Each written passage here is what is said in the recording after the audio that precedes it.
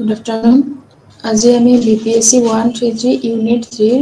British Administration System chapter 2 start কৰিম। So ইমান দিন আমি মোগল সাম্ৰাজ্যৰ এইটো চালো, তাৰপিছত গুপ্ত সাম্ৰাজ্য, তাৰপিছত মোগল সাম্ৰাজ্য এইখিনি চালো। এতিয়া আমি ব্ৰিটিছৰ নেক্সট ব্ৰিটিছ আহিছিলে, ব্ৰিটিছৰটো কেনেকুৱা হ'ল সেইখিনি আমি চাম আজি। So এইটো চাপ্টাৰৰ ষ্ট্ৰাকচাৰত কি আছে? ফাৰ্ষ্টত East India company, then British administration, then মেইলমেণ্ট সংস্কাৰ, তাৰপিছত মণ্টেজ কেম্পছফোৰ্ড সংস্কাৰ, প্ৰদেশসমূহৰ ডায়েৰকীৰ যন্ত্ৰ, তাৰপিছত ভাৰত চৰকাৰৰ আইন 1935 এইটো, তাৰপিছত অল ইণ্ডিয়া ফেডাৰেশ্যন, প্ৰাদেশিক সাহিত্য শাসন, এইবোৰ আছিলে এইটো চাপ্টাৰত ষ্ট্ৰাকচাৰত। চ' গোটেই চাপ্টাৰখিনি মেবি আজি আমি কভাৰ কৰিব নোৱাৰিম, তথাপিও যিমানখিনি আমি কভাৰ কৰিব পাৰিম সিমানখিনি আজি আমি আলোচনা কৰিম। নেক্সট হ'ল এইটো চাপ্টাৰৰ অবজেক্টিভবোৰ কি আছিলে? মুখ্য উদ্দেশ্যবোৰ হ'ল ইষ্ট ইণ্ডিয়া কোম্পানীৰ প্ৰশাসনিক স্থাপন, তাৰপিছত 1858 ইয়াৰৰ পৰা 1935 লৈকে ব্ৰিটিছ প্ৰশাসনে গ্ৰহণ কৰা সংস্কাৰসমূহ, সিহঁতৰ বেনিফিটটো বিচাৰিছে, তেনেকা সিহঁতে কিছুমান সংস্কাৰো বিচাৰিছে আমাৰ দেশৰ কাৰণে বহুত বস্তু সিহঁতৰ প্ৰশাসনৰ টাইমত। আৰু সিহঁতৰ মুখ্য বৈশিষ্ট্যবোৰ কি এইখিনি আছিলে এই অবজেক্টবোৰ। তাৰপিছত এতিয়া আমি চাওঁ ব্ৰিটিছবিলাক মোগল সাম্ৰাজ্যত থকা অৱস্থাতেই ব্ৰিটিছবোৰ আহিছিলে। জেনেৰেলি আন ইউৰোপীয় জাতিবোৰৰ দৰে ব্ৰিটিছসকলো ভাৰতবৰ্ষৰ লগতে পোনপটীয়াকৈ বেপাৰৰ বাবে আগ্ৰহী হৈ আছিলে। যেনেকা বেলেগ কাণ্ট্ৰিত যেনেকা সিহঁতে বেনিফিটবোৰ ল'ব বিচাৰিছে, যেনেকা আৰৱ এইবোৰ মোগল সাম্ৰাজ্যত যেতিয়া সিহঁতে বিজনেছৰ থ্ৰুতে আহিছিলে, ছেইম তেনেকা ব্ৰিটিছবোৰো সিহঁতে এটা বাহিৰৰ পৰা সিহঁতে ফ'ল' কৰি আছিলে। এইবোৰ চাই কিনি সিহঁতেও নিজে এটা ভাৰতবৰ্ষৰ লগত বেপাৰৰ বাবে আগ্ৰহী হৈ উঠিছিলে। চ' গ্ৰেট ব্ৰিটেইনৰ বণিকসকলে এই উদ্দেশ্যত 1599ত ব্ৰিটিছ ইষ্ট ইণ্ডিয়া কোম্পানী নামৰ এটা বেচৰকাৰী কোম্পানী প্ৰতিষ্ঠা কৰিছিলে। আৰু এই প্ৰতিষ্ঠান কৰিছিলে তেতিয়া বেলেগ ইউৰোপীয়বোৰো তেতিয়া সিহঁতৰ পৰ্তুগীজসকলো তেতিয়া ইণ্ডিয়াৰ লগত বহুত বিজনেছ কৰি আছিলে। চ' ইষ্ট ইণ্ডিয়াটো তেতিয়াহে এইটো নামতহে সোমাইছিলে। তো 1600 1600 খ্ৰীষ্টাব্দত এই কোম্পানীয়ে প্ৰাচ্যৰ লগত একচেটিয়া বেপাৰ বাণিজ্য কৰাৰ কাৰণে ৰাণী প্ৰথম এলিজাবেথৰ পৰা 24 বছৰৰ কাৰণে ৰাজকীয় অনুমতি পত্ৰ লাভ কৰিছিলে। এই পত্ৰমতে প্ৰাচ্যৰ লগত বেপাৰৰ ক্ষেত্ৰত ব্ৰিটিছ ইণ্ডিয়া কোম্পানীৰ বাহিৰেও সেই দেশৰ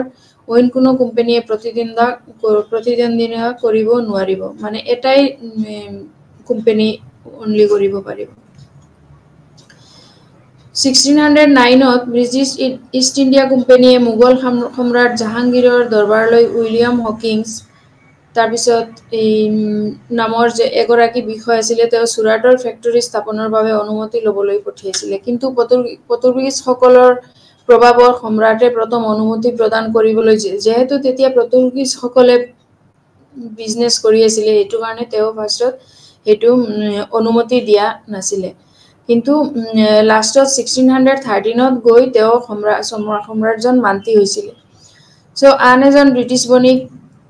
ছাৰ থমাছ ৰবেও মোগল সম্ৰাট জাহাংগীৰৰ দৰবাৰলৈ আহি 3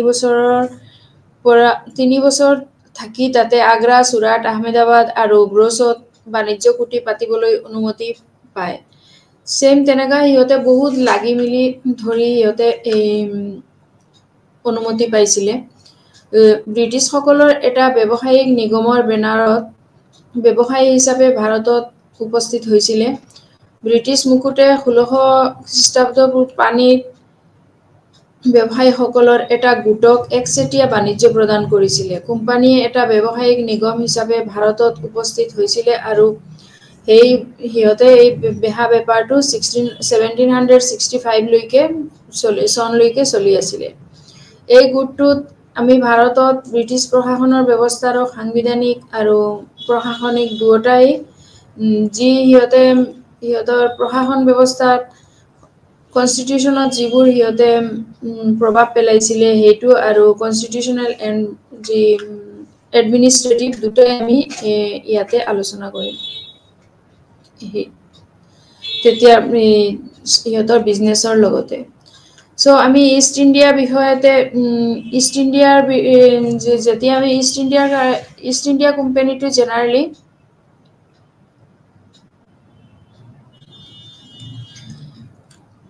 ইংলেণ্ডৰ পৰাই ব্ৰিটিছৰ পৰাই অহা এইটো এটা কোম্পানী আছিলে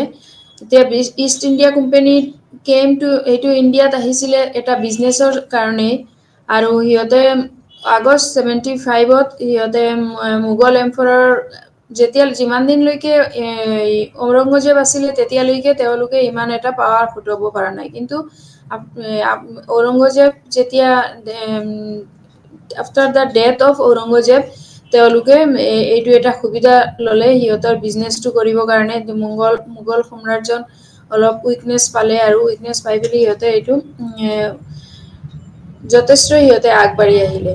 আৰু ইষ্ট ইণ্ডিয়া কোম্পানীৰ তেনেকুৱা এটা সিহঁতে ফাষ্ট এডমিনিষ্ট্ৰেটিভ মেচিনৰ নিচিনা সিহঁতে চব ফালে সিহঁতৰ ছেটআপ কৰি ললে গোটেইবোৰ আৰু যিটো ইণ্ডিয়াৰ প্ৰভিন্সেছৰ কোনো এখনতো যে নাই তেনেকা নহয় চবতে আছিলে লৰ্ড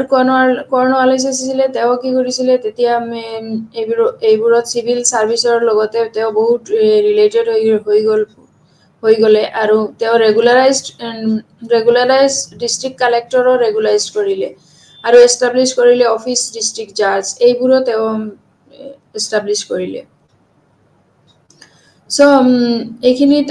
এইখিনিলৈকে আমি চালে গম পাওঁ যে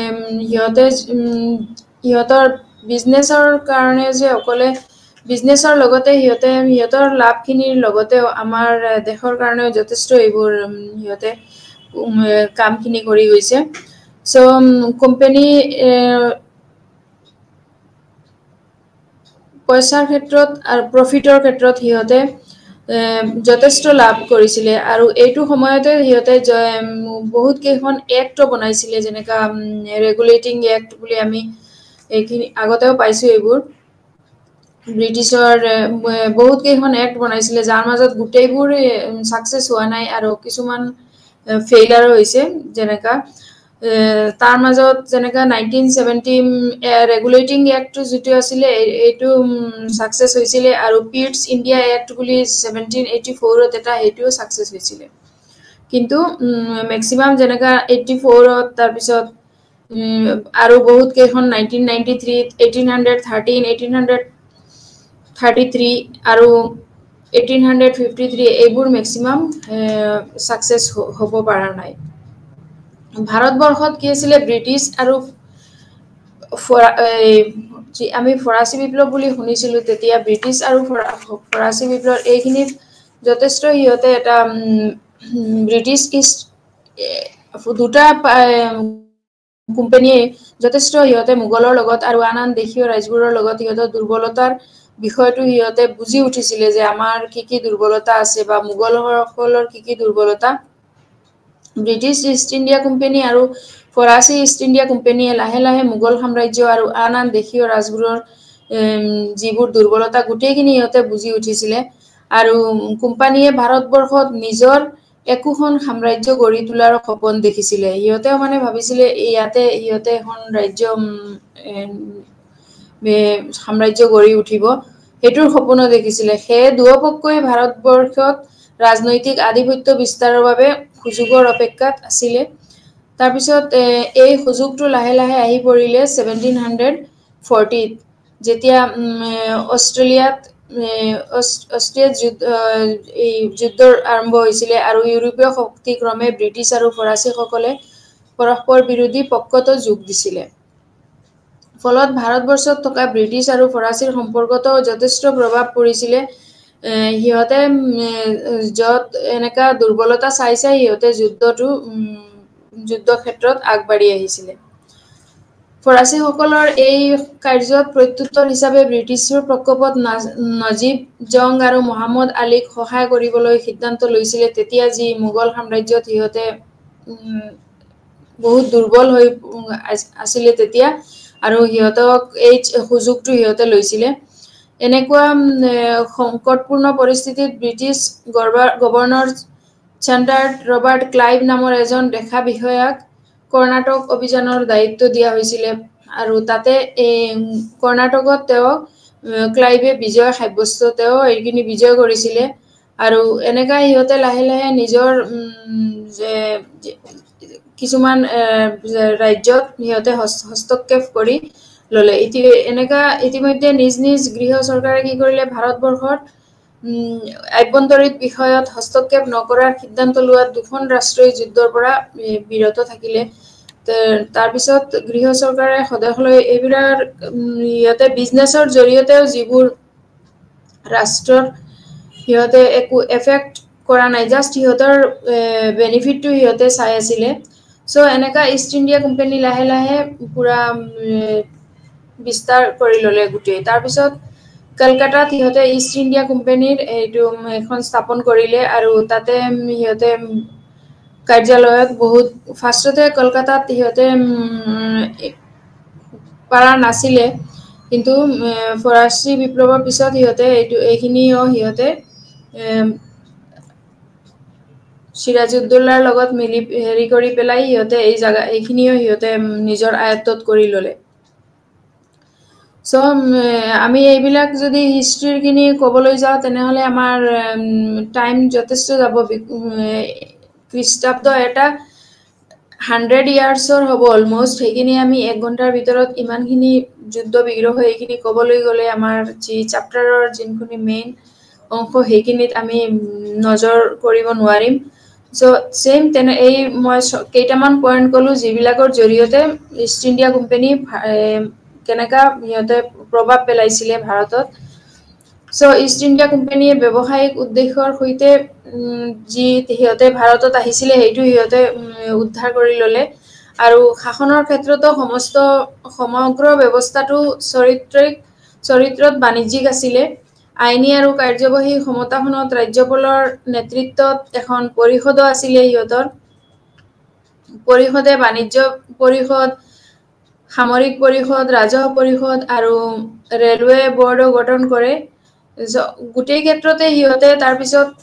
যেতিয়া সিহঁতৰ পাৱাৰ খিনি বাঢ়ি গ'ল, তেতিয়া সিহঁতে কি কৰিলে লাহে লাহে চবতে অলপ সিহঁতে এডমিনিষ্ট্ৰেটিভ যিবোৰ উন্নত ডেভেলপমেন্টৰ ষ্টাৰ্ট কৰি দিছিলে।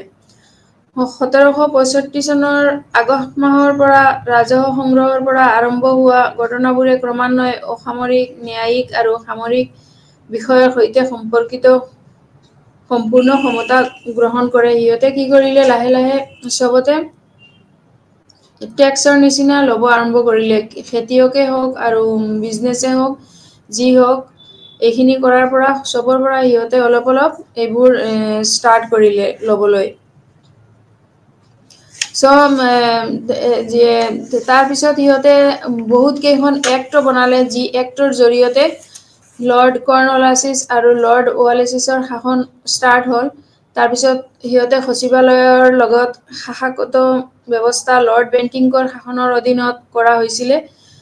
চাৰ্টাৰ আইন 1833ৰ অধীনত বংগৰ গভৰ্ণৰ জেনেৰেলক ভাৰতৰ গভৰ্ণৰ জেনেৰেল হিচাপে নিযুক্ত কৰা হৈছিলে, যি এতিয়া ভাৰতৰ ব্ৰিটিছ প্ৰশাসনৰ মুৰব্বী তেতিয়া হৈছিলে। লৰ্ড ডালহৌচীৰ বিফলতাৰ মতবাদী কোম্পানীটোক ভাৰতীয় ৰাজ্যসমূহৰ নীতিগত বিষয়ত পৰম ক্ষমতা আৰু নিয়ন্ত্ৰণ ৰাখিবলৈ সক্ষম কৰিছিলে। এইবোৰেই ইংৰাজসকলক ৰাজহৰ অধিকাৰৰ সৈতে এক শক্তিশালী আধাৰ স্থাপন কৰাত সহায় কৰিছিলে। যিহেতু সিহঁত পাৱাৰ আছিলে, এইখিনি ভাৰতবৰ্ষতে সিহঁতে এপ্লাই কৰি পেলাই সিহঁতে মুনাফা সিহঁতে বেনিফিটেড হৈ আছিলে। লগতে যথেষ্ট সিহঁতে যিবোৰ চবৰ ক্ষেত্ৰত, ৰেলৰ ক্ষেত্ৰতে হওক আৰু চবৰ ক্ষেত্ৰত সিহঁতে যথেষ্ট উন্নতি কৰিছে। সেইটো কাৰণে ভাৰতবাসীসকলেও ইমান এটা গুৰুত্ব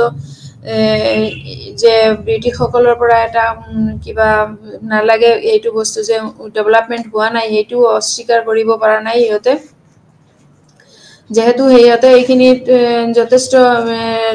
লাভৱান হৈ আছিলে। লাভৱান হোৱাৰ কাৰণে ব্ৰিটিছসকলক সিহঁতে একো বস্তু যে বাধা দিব লাগে সেইটো বস্তু কৰা নাই সো ইষ্ট ইণ্ডিয়া কোম্পানীৰ লাহে লাহে এনেকা ইষ্ট ইণ্ডিয়া কোম্পানীৰ সেইটো ইহঁতে যথেষ্ট এটা আগবাঢ়ি গৈছিলে এইটোৰ ওপৰতে তাৰপিছত ব্ৰিটিছ সংসদে দুটা মুখ্য আইন গৃহীত কৰিছিলে যেনে নিয়ন্ত্ৰণ আইন আৰু যিটো নিয়ন্ত্ৰণ আইনক আমি জেনাৰেলি ৰেগুলেটিং এক্ট বুলি জানো ৰেগুলেটিং এক্ট মিন্স নিয়ন্ত্ৰণ আইন 1773 আৰু পিটছ ইণ্ডিয়া আইন এটা 1784 সো ভাৰতত ইষ্ট ইণ্ডিয়া কোম্পানীৰ শাসন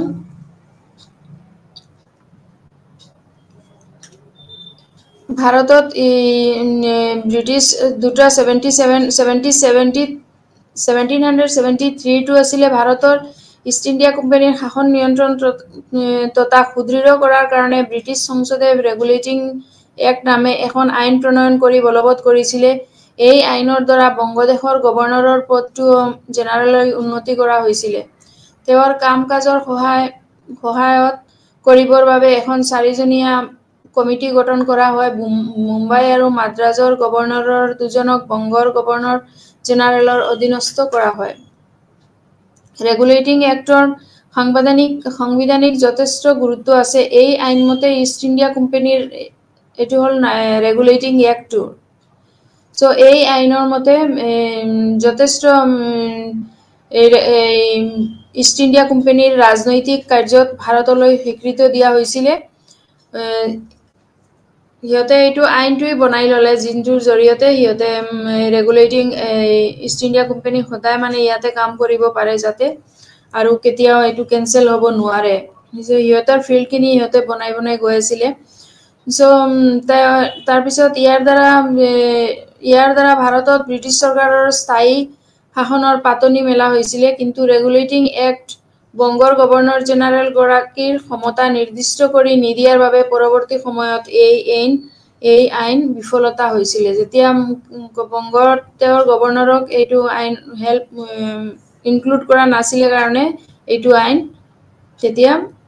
কেনসেল হৈ গল কেনসেল হোৱা নাই বিফল হলে সো এইটো আছিল ৰেগুলেটিং এক্ট দেন আমি পিটছ ইণ্ডিয়া আইন 1784 সেইটো চাওঁ এইটোৰ মতে আছিলে ইংলেণ্ডৰ সংসদে পুনৰ এখন হেতু বিফলতা হোৱাৰ পিছত পুনৰ এখন আইন জাৰি কৰিলে ব্ৰিটিছ শাসন ভাৰতবৰ্ষত সুদৃঢ় কৰি তুলিছিলে এইখনে আছিলে 1784 খ্ৰীষ্টাব্দৰ আগষ্ট মাহত বলবৎ কৰা পিটৰ ভাৰত শাসন আইন বুলি মানে পিটছ ইণ্ডিয়া এক্ট এই আইন ইংলেণ্ডৰ প্ৰধানমন্ত্ৰী উইলিয়াম পিট কনিষ্টৰ নামেৰে নামকৰণ কৰা হৈছিল ইংলেণ্ডৰ আমাৰ ইয়াতে হৈছিল ইণ্ডিয়াত কিন্তু নামকৰণ হৈছিল ইংলেণ্ডৰ প্ৰধানমন্ত্ৰী উইলিয়াম পিটাৰ কনিষ্টৰ যুৱৰাজ প্ৰিন্সেছ তেওঁৰ নামতে হৈছিল সো এই আইন অনুসৰি ভাৰতৰ 6জনীয়া সদস্যৰে এখন নিয়ন্ত্ৰক মণ্ডলী গঠন কৰা হয় আৰু এই সদস্যসকলে ভাৰতত কোম্পানীৰ কাম-কাজৰ তদাৰক কৰিব বংগদেশত গভৰ্ণৰ জেনেৰেলৰ পৰিষদৰ সদস্য সংখ্যা 4জনৰ ঠাইত 3জনলৈ হ্ৰাস কৰা হ'ল তদুপৰি এখন আঞ্চলিক সভা গঠন কৰা হয় ইয়াৰ সদস্যসকলে ইষ্ট ইণ্ডিয়া কোম্পানীৰ চাকৰিত নিযুক্ত আৰু বাতিলৰ অধিকাৰ লাভ কৰে যিহেতু এটো কৰিব পাৰিব আৰু বাতিলো কৰিব পাৰিব তেতিয়া পিটৰ ভাৰত শাসন আইনে পৰৱৰ্তী ব্ৰিটিছ সাম্ৰাজ্যত শাসনৰ ভেটি স্থাপন কৰিছিল আৰু এই আইনৰ দ্বাৰাই বংগদেশৰ গভৰ্ণৰ জেনেৰেলৰ পদবীটোকো অধিক শক্তিশালী কৰা হৈছিল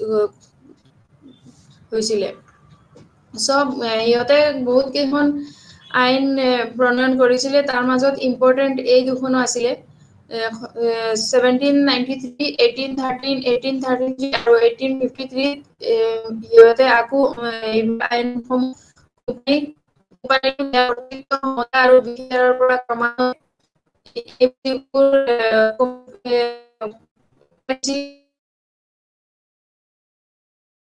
এটা এইটো স্পিৰিট হয় আৰু ৰিফৰ্মছ খিনি প্ৰভাইড কৰা হ'ল ডাইৰেক্টলি গোটেই এৰিয়া যিবোৰত লোকেল গভৰ্ণমেন্ট আছে সব লোকেল গভৰ্ণমেন্টত এইবোৰক স্প্ৰেড কৰা হ'ল পুৰা So maximum popular এইটোতে কি হল maximum popular এইটোতে representative আৰু freedom আহি গল provincial governmentor কিছুমান freedom আহি গল তেতিয়া so এইবোৰত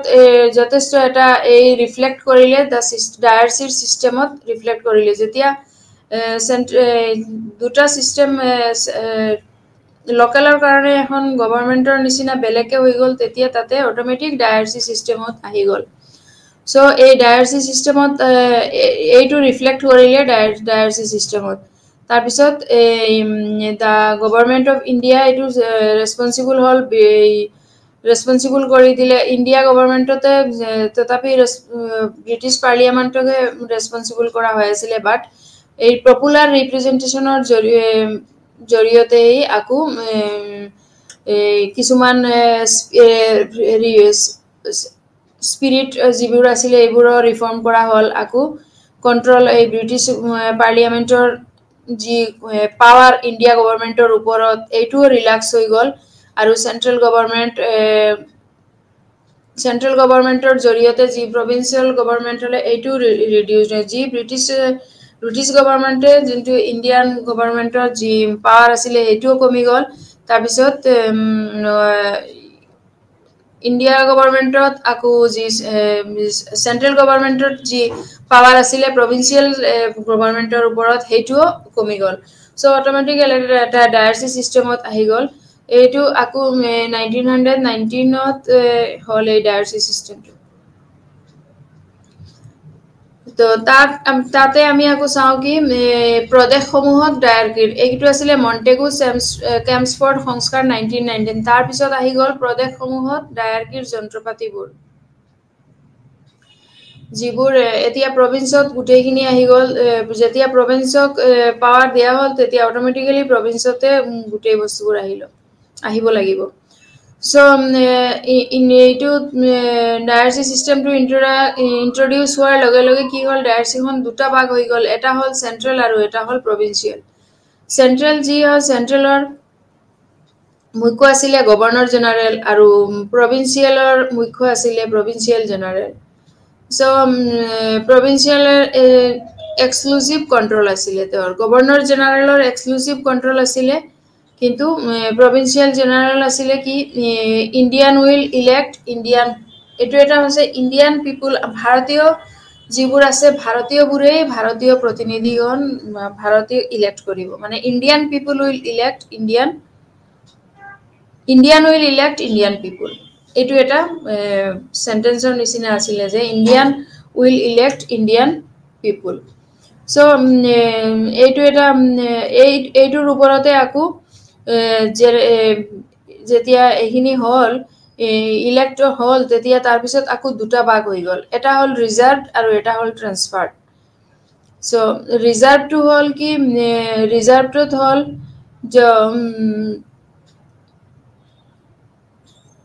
কোনো ৰিজাৰ্ভডক যিবোৰ আছে তেওঁক বেলেগ ইন্ডিয়ান যিবোৰ মিনিষ্টাৰ হ'ব তেওঁলোকে কি কৰিব নোৱাৰিব যেনে ইলেকশন হল তেতিয়া সব মিনিষ্টাৰ হৈ গল মিনিষ্টাৰৰ লাইন ৰুলত গল সো এতিয়া যিবোৰ হ'ব এইবোৰক কোনো ইন্ডিয়ান মিনিষ্টাৰে বা যিবোৰ প্ৰভিন্সৰ পৰা যিবোৰ মিনিষ্টাৰ হোৱা তেওঁলোকে কি কৰিব নোৱাৰিব কোনোবা অৰ্ডাৰ দিব নোৱাৰিব সাপোজ কিছুমান যিবোৰ আমাৰ যিবোৰ কিছুমান বস্তু যেনেকা এডুকেশন অৰ হেলথৰ প্ৰবলেম বা এডুকেশনাল প্ৰবলেম বা ফাইনান্স বা ল এন্ড অৰ্ডাৰ এইবোৰৰ ক্ষেত্ৰত সাপোজ ল এন্ড অৰ্ডাৰ বা ফাইনান্স এইবোৰ ৰিজাৰ্ভ হৈ গল মানে only governor general of central can order and can কিবা আইডিয়া বা কিবা পৰামৰ্শ বা বুদ্ধি এইবোৰ দিব কাৰণে তেওহে হস্তক্ষেপ কৰিব নো মিনিষ্টাৰ ক্যান নট কোনো মিনিষ্টাৰ বা কোনোবাই তেও এইটো বস্তু হাত দিব নোৱাৰিব সাপোজ যদি আকু এডুকেশনৰ ক্ষেত্ৰ হয় বা যেনেকা হেলথ এইবোৰৰ হয় তেতিয়া এইবোৰ হ'ব ট্ৰান্সফাৰ্ড মানে এইবোৰত তেওঁলোকে হস্তক্ষেপ কৰিব পাৰিব বা কিবা চেঞ্জ কৰিব পাৰিব বা কোনো ডিসিশন ল'ব পাৰিব কিবা কৰিব পাৰিব ইন্ডিয়ান মিনিষ্টাৰবোৰে কিন্তু যি ৰিজাৰ্ভ হ'ব তাতে কোনো ৰিজাৰ্ভ কৰিব একো ৰিজাৰ্ভ কৰিব নোৱাৰিব সো দা এইবোৰ ৰিজাৰ্ভ সাবজেক্টছ এটো কি আছিলে ট্ৰান্সফাৰ সাবজেক্ট দুটা পুৰা বেলেগ হয় যেনে transfer to reserve to save হয় যি গুটেই পুৰা সেন্ট্ৰেলৰ আন্ডাৰত হ'ব সো তেনেকৈ সিস্টেম হল তাৰ পিছত এফেক্টিভ পাৱাৰছ বুৰো কমপ্লিট এডমিনিষ্ট্ৰেচন ইন ক্ষেত্ৰত দিয়া হল তাৰ পিছত গুটেইখিনি পাৱাৰ দিয়াৰ পিছতো কিছুমান দেখা গল আকু যে এক্সপেৰিমেন্ট অফ ডায়াৰচি তাতে ফেইল হল সো ইণ্ডিয়ান নেশ্যনেল কংগ্ৰেছ হেতু কাৰণে তাৰ পিছত আকু 20 যেটো ইলেকশন হৈছিলে এইটো ডায়াৰচিৰ ক্ষেত্ৰত এইটো এটা ইম্পৰ্টেন্ট পয়েন্ট যে ডায়াৰচিৰ ক্ষেত্ৰত ইণ্ডিয়ান নেশ্যনেল কংগ্ৰেছে এইটো ইলেকশনৰ ক্ষেত্ৰত কি কৰিলে হিয়তে এইটো বস্তু 1920 যেটো ইলেকশন হৈছিলে এইটো হিয়তে বয়কট কৰিলে তাৰ পিছত আকু হিয়তে ইয়াতে কিছুমান লোকাল গভৰ্নমেন্টৰ এডুকেশনৰ সোশিয়েল ওয়েলফেয়াৰ এইবোৰৰ ক্ষেত্ৰত কিছুমান হিয়তে অলপ ৰিফৰ্ম কৰিলে আৰু অলমোস্ট গুটেই প্ৰভিন্সতে ভোটৰ অধিকাৰটো দিয়া হল আৰু এটো এক্সটেন্ড কৰি ওমেন মহিলাসকলকো দিয়া হল তেতিয়া কি কৰিছিলে মহিলাসকলৰ হেতু সময়ত যথেষ্ট সাফাৰ কৰি আছিলে কিন্তু হিয়তৰ জৰিয়তে এইখিনি মহিলাসকলেও এইখিনি সুবিধাখিনি পালে তাৰ পিছত ডায়াৰচিটো ফেইলড হল বাট এইটো ফেইলড হলেও ফেডাৰেল এইটো লাহে লাহে ফেডাৰেল গভৰ্নমেন্টৰ ফালে গুচি আহিলে ডায়াৰচিটো ডাইৰেক্টলি ফেইল হৈ পেলাই সেই ৰাস্তাটো টাৰ্ন হৈ কিনি কি হল এতিয়া ফেডাৰেল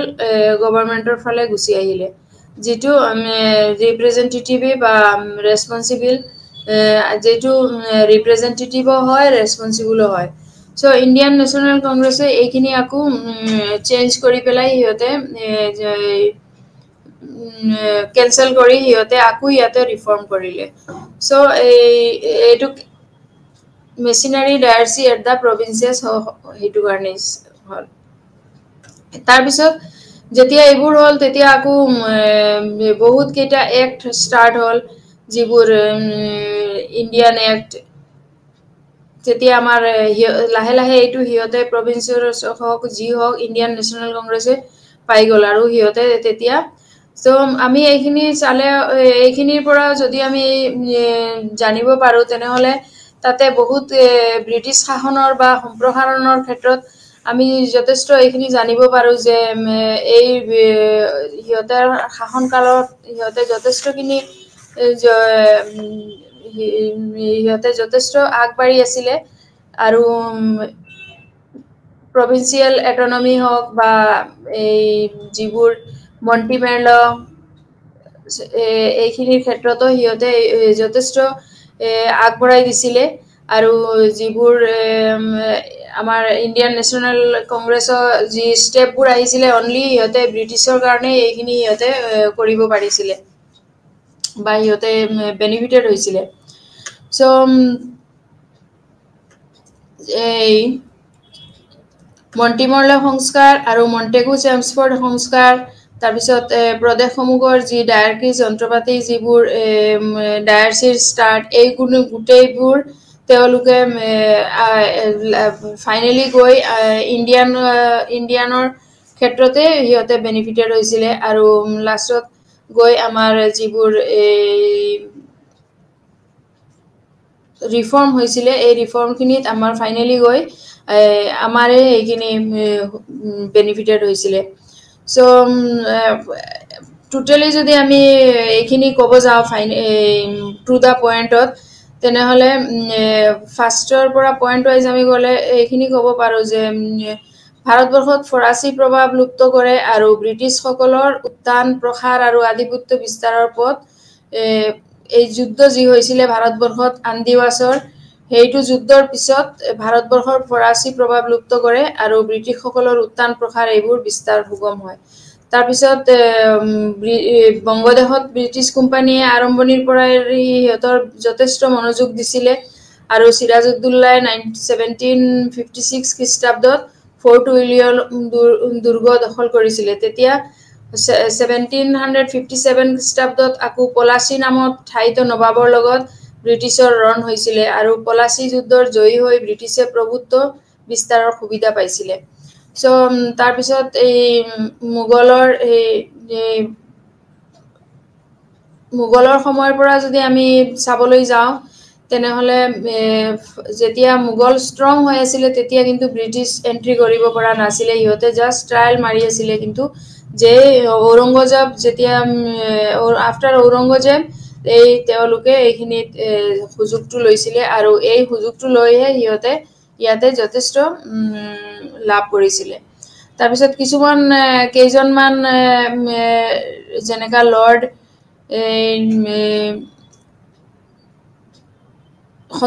সত্যবিলোপ নথি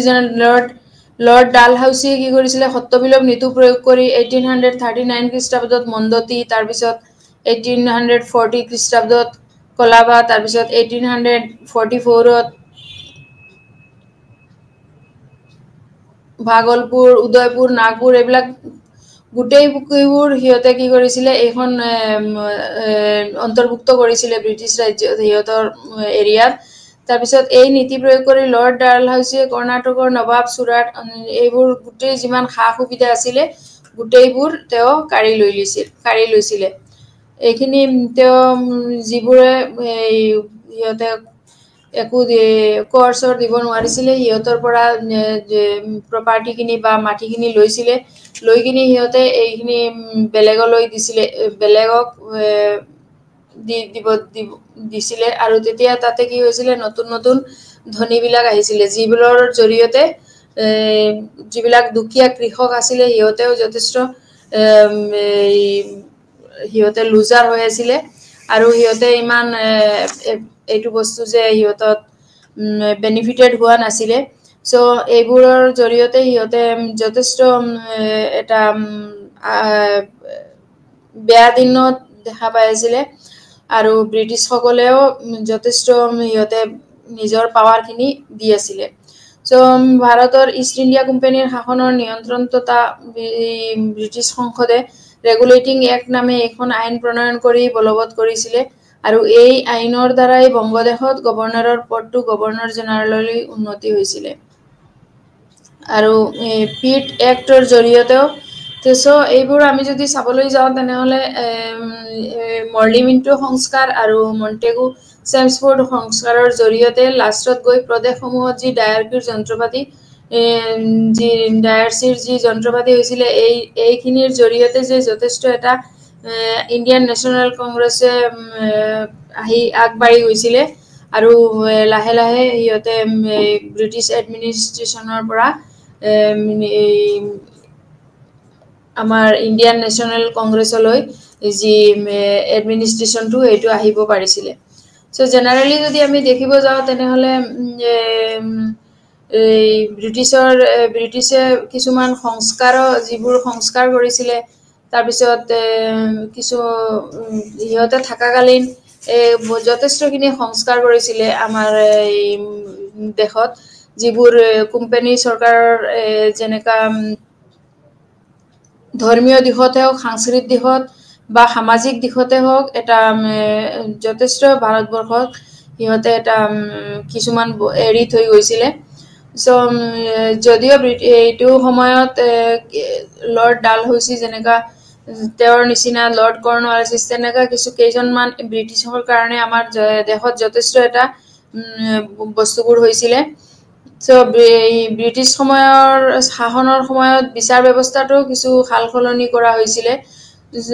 পূৰ্বৱৰ্তী ভাৰতীয় সাম্ৰাজ্যবোৰৰ বিভিন্ন ঠাইত ভিন ভিন আইন কানুন চলিছিলে তাৰ পৰিৱৰ্তে ইষ্ট ইণ্ডিয়া কোম্পানীয়ে সমগ্ৰ ভাৰততে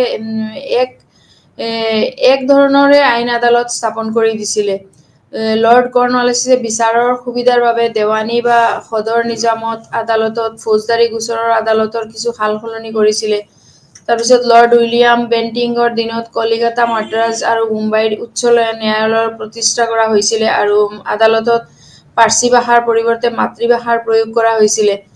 গভৰ্ণৰ জেনেৰেল লৰ্ড ময়ৰা বা হেষ্টিংছৰ ভাৰতীয় লোকক আদালতত নিয়োগ কৰিছিল আৰু ভাৰতীয় মুন্সিফসকলৰো ক্ষমতা বৃদ্ধি কৰিছিল। এই দেশৰ লোকসকলৰ প্ৰিয় পাত্ৰ হৈছিল। এইখিনি যে কৰা নাই যে প্ৰশাসনীয় সংস্কাৰৰ ক্ষেত্ৰত এইখিনি কৰিছিল। আকৌ ৰাজহ সংস্কাৰৰ ক্ষেত্ৰতো কোম্পানীৰ এই চৰকাৰৰ আগতে ভাৰতবৰ্ষৰ ৰায়তভাৰী ব্যৱস্থা প্ৰচলন আছিলে। খেতিয়কে বা ৰায়তে ৰজাঘৰৰ নিজে খাজনা দিব পাৰিছিল। ব্ৰিটিছসকলে শাসন কাৰ্য সুচাৰুৰূপে পৰিচালনা কৰিবলৈ ভাৰতৰ যি ৰাজহ ব্যৱস্থাত যি সংস্কাৰ আছিলে এইবোৰো যথেষ্ট পৰিৱৰ্তন আনিছিলে। লৰ্ড কৰ্ণৱালিছ ৰাজত্বকালটো তেওঁ সংশোধন কৰা ৰাজহ ব্যৱস্থাৰ বাবে উল্লেখযোগ্য আছিলে। পূৰ্বৰ কোম্পানীৰ শাসনৰ সময়ত থকা 5 বছৰীয়া নাইবা এবছৰীয়া ৰাজহ ব্যৱস্থাটো চিৰস্থায়ী বন্দোবস্ত ৰাজহ ব্যৱস্থাৰো প্ৰচলন কৰিছিলে। এইবোৰ চালে আমি বুজিব পাৰো যে তেওঁলোকৰ যথেষ্ট অৱদান আমাৰ তাত আছে।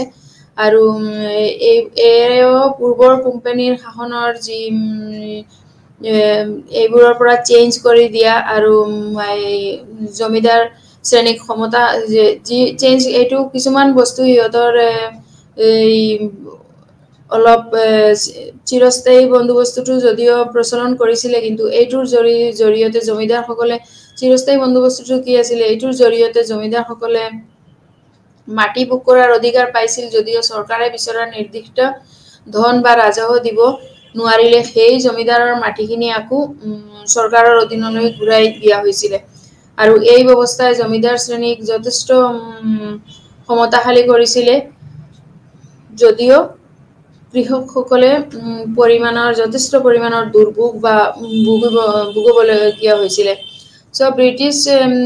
আমি 1935ৰ গভৰ্ণমেণ্ট সেইটো যোৱাৰ পিছত আগতে গভৰ্ণমেণ্ট অফ ইণ্ডিয়ান এক্ট 1935 সেইটোত যোৱাৰ আগতে আমি এইখিনি অলপ ক'ব বিচাৰি আছো যে ব্ৰিটিছসকলে কি কৰিছে আমাৰ কাৰণে বা সংস্কাৰবোৰ কৰিব বিচাৰি আছে। এইখিনি কৰিছে। তাৰপিছত আৰু শিক্ষা সংস্কাৰতো সিহঁতে যথেষ্ট আগবঢ়াই দিছে। পূৰ্বতে ভাৰতীয় শিক্ষা আছিলে মূলতঃ ধৰ্মমূলক, যেনেকা সংস্কৃত পাৰ্চী এইবোৰে মেক্সিমাম চলিছিলে। কিন্তু শিক্ষাৰ্থীসকলক হিন্দু শিক্ষাৰ্থীসকলক টোলত দিয়া হৈছিলে আৰু মুছলিম শিক্ষাৰ্থীসকলক মাদ্ৰাছাত বা এনেকা মুক্তাবত শিক্ষা গ্ৰহণ কৰিছিলে।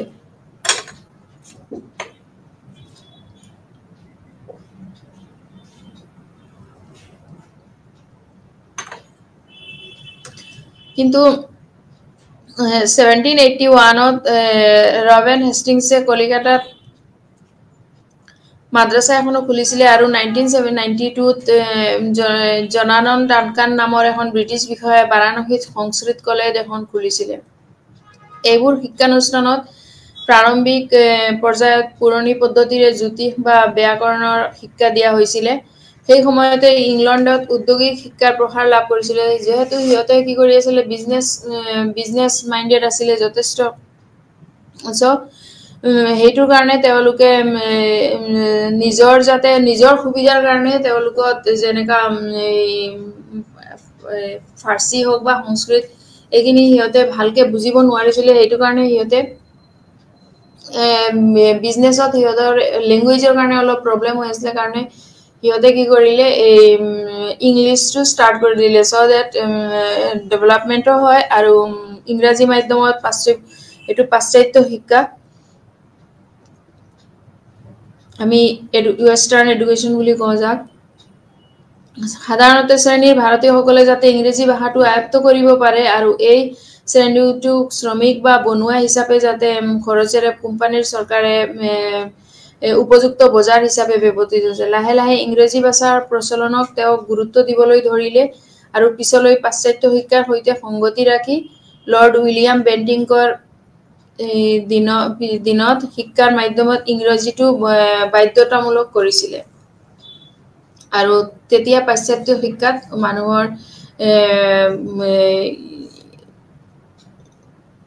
এই ইচ্ছাটো অলপ বাঢ়ি গৈছিলে, বঢ়াইছিল, আৰু সংস্কৃত আৰু পাৰ্চী ভাষাৰ চৰ্চা কমি গৈছিলে। চ' গভৰ্ণৰ জেনেৰেল লৰ্ড ডালহৌচিয়ে ভাৰতীয় শিক্ষা ব্যৱস্থাত আৰু কিছু সাল সলনি ঘটাই চাৰ্লছ ইউডৰ বিখ্যাত প্ৰেৰণ পত্ৰতা ভাৰতীয় শিক্ষা প্ৰণালীৰ ৰূপৰেখা প্ৰস্তুত কৰি দিয়ে। তাৰপিছত এইবোৰৰ জৰিয়তে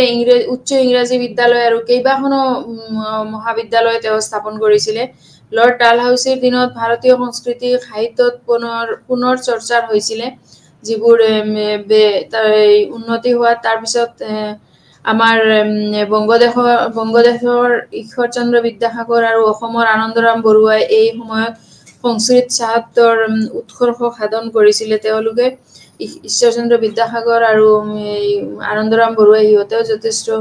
এইখিনিৰ পৰা ভাল পাইছিলে। তাৰপিছত ব্ৰিটিছ গভৰ্ণৰসকলে সংস্কাৰসমূহত ভাৰতীয় সমাজ আৰু অৰ্থনীতিত যথেষ্ট প্ৰভাৱ পেলাইছিলে, যি প্ৰভাৱ এইটোৰ অৰ্থনীতি অট'মেটিক যেতিয়া বিজনেছৰ ক্ষেত্ৰত বা পঢ়া শুনাৰ ক্ষেত্ৰত যেতিয়া গুৰুত্ব দিছিলে, তেতিয়া বিজনেছৰ ক্ষেত্ৰতো বস্তুবোৰ বাঢ়ি গৈছিলে। আৰু তেওঁলোকে আছিলে, ব্ৰিটিছসকল মেইনলি আছিলে পুঁজিবাদী জাতি। চ' নিজৰ লাভৰ প্ৰতি লক্ষ্য ৰাখি তেওঁলোকৰ পৰম্পৰাগত ভাৰতীয় অৰ্থনীতিৰ গাঁথনি ভাঙি আধুনিক শিল্প বাণিজ্যৰ প্ৰসাৰ ঘটায়। সেইটো সিহঁতৰে লাভটো বেছিকে চাব। যদিও বাণিজ্যৰ প্ৰসাৰৰ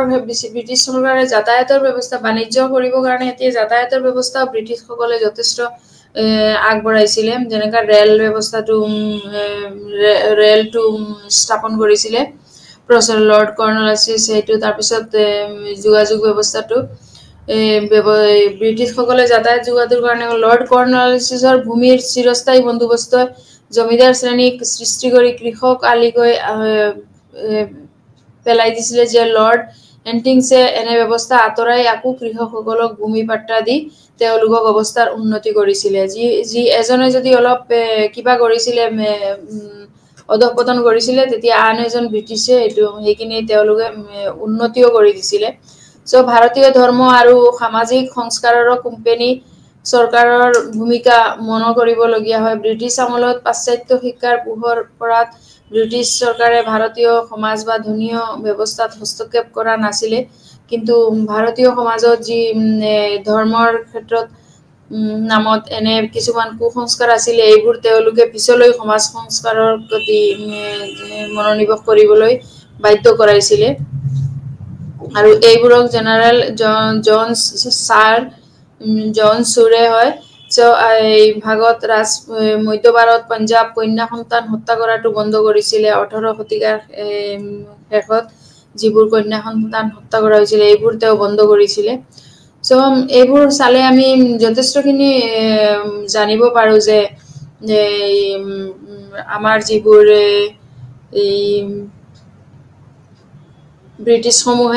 ব্ৰিটিছসকলে ইষ্ট ইণ্ডিয়া কোম্পানীৰ জৰিয়তে যিবিলাক আমাৰ কিছুমান উপকাৰো কৰি গৈছে, সেইখিনিও আমি জানিব পাৰো। চ' 1806 খ্ৰীষ্টাব্দত এজনে সতীদাহ প্ৰথা ৰোধ কৰিবলৈ লৰ্ড ৱালেচিছৰ সৰ্বপ্ৰথমে লিখিত অনুৰোধ কৰিছিলে, আৰু 1815 আৰু 1817ত জৰিয়তে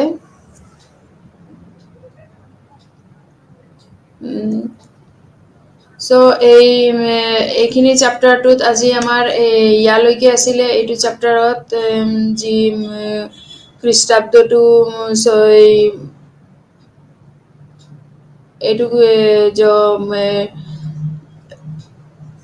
নেক্সটত আমি আকৌ কিছুমান চেপ্টাৰ যেনেকা গভৰ্ণমেণ্ট অফ ইণ্ডিয়া এক্ট 1935, তাৰপিছত প্ৰভিন্সিয়েল অট'নমি, তাৰপিছত features of British administration ইনফ্লুৱেঞ্চিং Indian administration, এইখিনি আমি নেক্সট কালি এইখিনি আমি আলোচনা কৰিম নেক্সট ক্লাছত। চ' আজি আমি এইটো ক্লাছত ইমানখিনি ক'লোঁ, যি মণ্টি মাৰ্লে প্ৰদেশসমূহৰ ডায়াৰচিছ ছিষ্টেমলৈকে, আৰু এক্সট্ৰা মই কিছুমান যিবোৰ ব্ৰিটিছে যিবোৰ কিছুমান